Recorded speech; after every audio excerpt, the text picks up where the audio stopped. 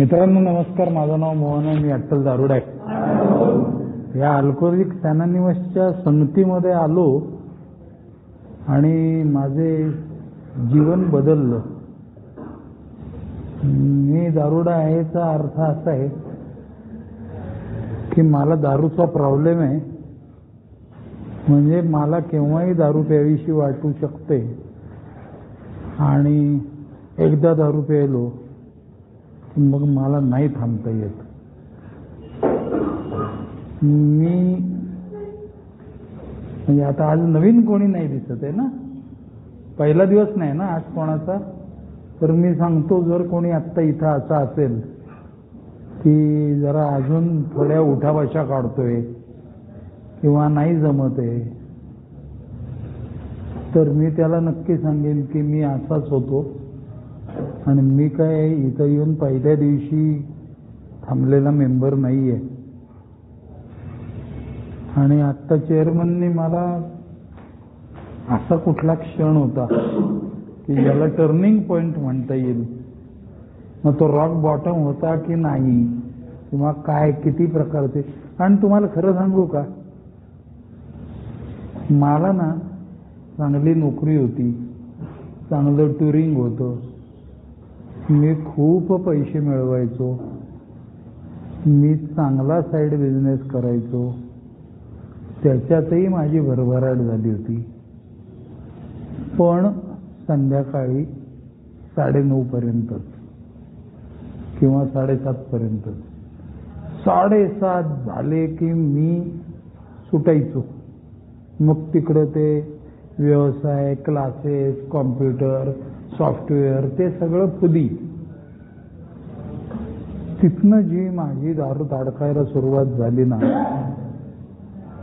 ते मला कळत होतं बरं काय. मी आता अगोदर रॉक बॉटम बद्दल बोलतो 1-5 मिनिटं, आणि मग मला थांबायला कोणता क्षण कारणीभूत ठरला ते सांगतो. मित्रांनो, आज खूप चांगली मीटिंग चालली आहे आपली. तर ना मला ना खूप ठिकाणी माझे अपमान व्हायचे. किर्लोस्कर मध्ये मी कामावर नाही गेलो की मग त्यांचं ते लेटर यायचं, किंवा मी सॉफ्टवेअरवाला त्या काळचा असल्यामुळे,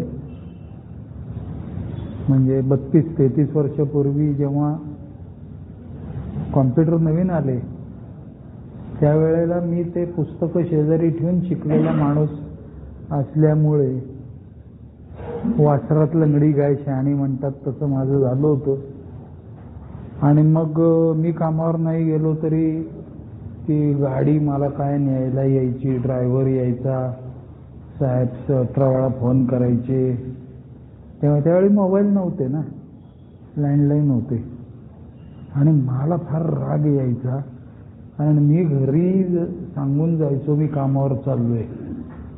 आणि ते मग घरी फोन यायचा की ते आले नाही आहेत कामावर, मी गाडी पाठवतोय आणि त्यांना पाठवा, आणि ते काम अडलंय. मग मला वाटायचं मी कसला महान आहे, माझ्यामुळे एवढे काम अडले आहेत वगैरे वगैरे. हे असलं काहीतरी चाललं होतं माझं, वेड्यासारखं वागणं. पैशाने भिकारी झालो होतो मी, सगळीकडे हात पसरून झाले होते माझे. विकाविकी सुरू झाली होती, वडिलांच्या तिजोरीतले पैसे चोरून झाले होते, दागिन्यांना सर्राफ कट्टा दाखवून झाला होता, चांदीची भांडी विकली गेली होती. दुर्दैवाची गोष्ट अशी होती की मला वाटायचं no problem, I can manage the show. आणि हे सगळे रॉक बॉटम होते माझे. हे माझे आता रॉक बॉटम हा शब्द मला त्यावेळेला खरं सांगायचं तर माहीत नव्हता, परंतु ह्या सगळ्या वेदना मी अक्षरशः सहन करत होतो. मी ॲव्हरेज दिवसातनं एकदा तरी दारू पिऊन नक्की रडायचो. आणि परत म्हणजे आता दुपारी मी 3 क्वार्टर प्यायचो आणि रात्री 3 क्वार्टर प्यायचो. मी 6 क्वार्टर माझा कोटा झाला होता. आणि 7ला तो बार उघडायचा तर मी 6:35 6:40ला तिथं जाऊन उभा राहायचो. आणि तो झेडपूल आहे ना आपल्या पुण्यातला, तिथं जायचो आणि मग ते जेवलेलो नसायचोच दुपारी. मग कोरड्या ओकाऱ्या व्हायच्या. मग लोक बघायचे, अरे हे कोणतरी इथं उभं आहे आणि त्या नदीच्या म्हणजे बाहेरच्या बाजूला नदीच्या बाजूला कोरड्या ओकाऱ्या करतोय काय, रडतोय काय, याला काय त्रास होतोय. म्हणून मला न ओळखणारे लोक सुद्धा येऊन मला विचारायचे, काय होतंय तुम्हाला, काही मदत पाहिजे का. आणि मी म्हणायचो मला काही नकोय. तर त्यांना काय सांगायचं, ते अभिषेक किती वाजता उघडतोय याची वाट बघतोय मी. आणि असंच म्हणजे रडण्यात फार माझं गेलं आयुष्य. ए मध्ये आलो, माझ्या मनाला आशा मिळाली की अरे आता थांबू बर का आपण. आणि पहिल्या दिवशी पासनं ह्या मित्रांचं ऐकायला लागलो. मी शेवटचे 16 दिवस जेवलो नव्हतो, पण ह्या लोकांनी मला पहिल्या दिवशी इडली सांबार खायला घातलं. आणि त्यातलं 80% ऑर मोर दॅन दॅट ते माझ्या शर्टावर सांडलं होतं. मला खाताही येत नव्हतं. ते म्हणले अरे काळजी नको करू, आम्ही असेच होतो. मग कोणतरी त्या इलेक्ट्रॉलची पावडर घेऊन दिली. ती रात्र कशी कशी अंगावर काढली मी आणि थांबलो. 20 एप्रिल 98ला आलेला मी.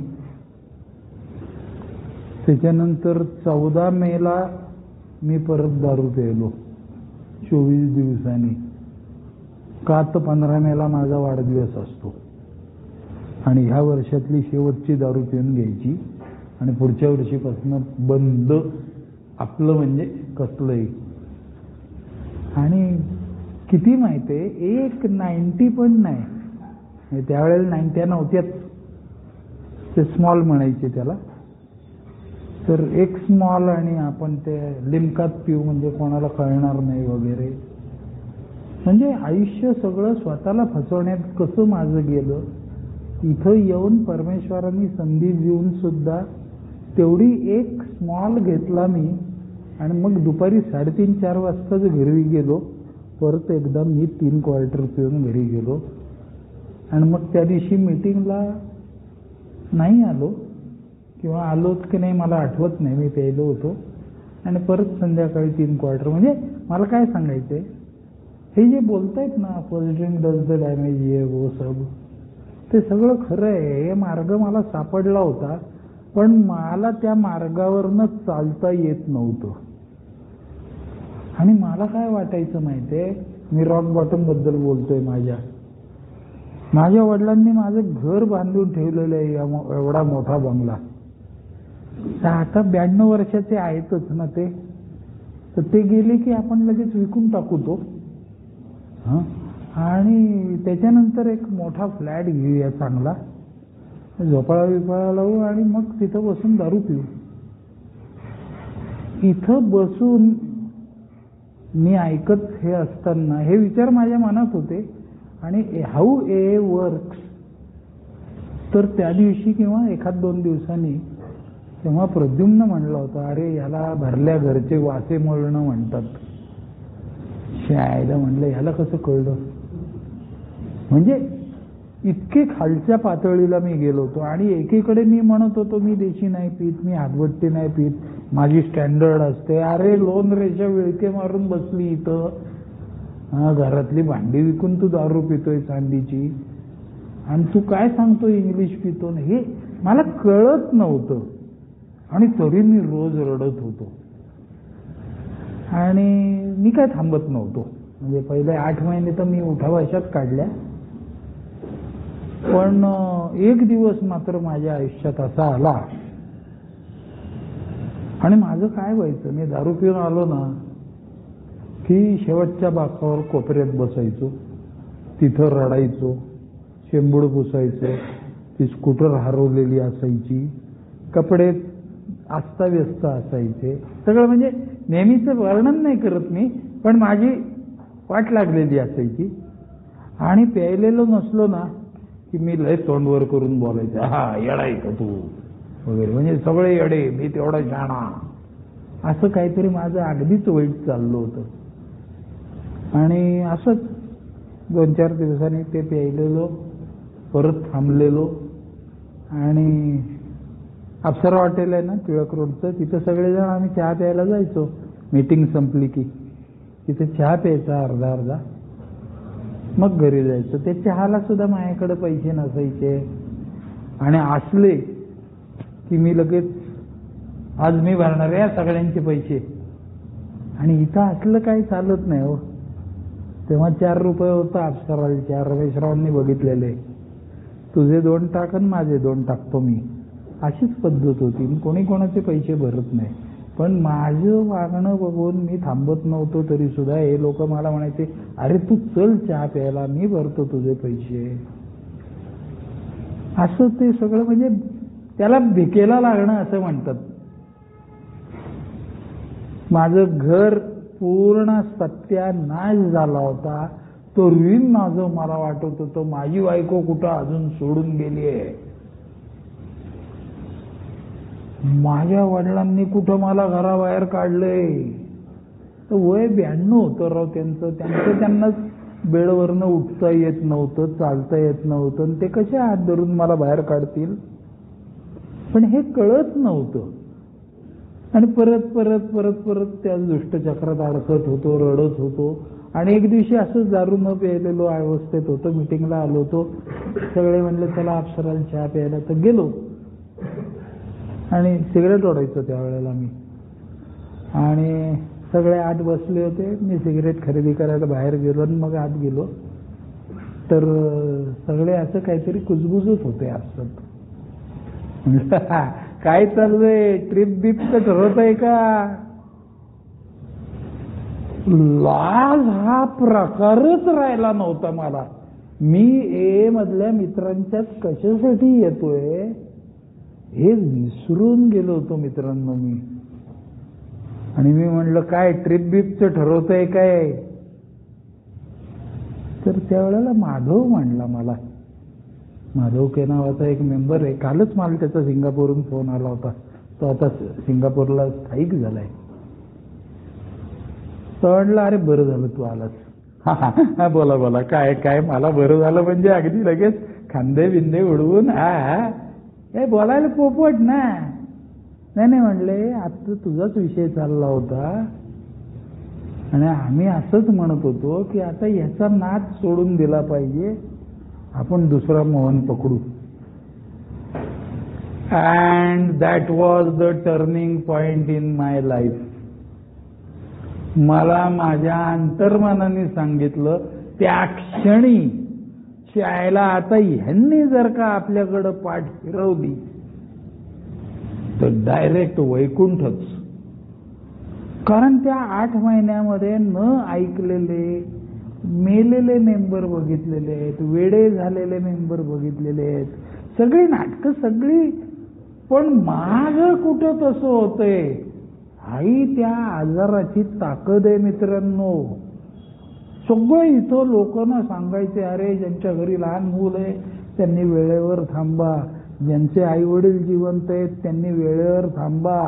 आई वडील मेल्यानंतर ते परत येत नाहीत, ते बाजारात विकत मिळत नाहीत, तू किती पैसेवाला असू दे बेटे. हे सगळं ऐकून ऐकून सुद्धा मला कळत नव्हतं. मला ज्या दिवशी एची साथ सुटणार आहे याची खात्री झाली. कारण माझ्या इथं आणि कसं आहे माहितीये का, ए वाले आहेत ना, जे आहे ते तोंडावर बोलतात, म्हणजे माझ्या तरी बोलतात बुवा. आणि मी म्हटलं आता संपलं. आणि त्यानंतर अजूनपर्यंत नाही प्यायलो मी मित्रांनो.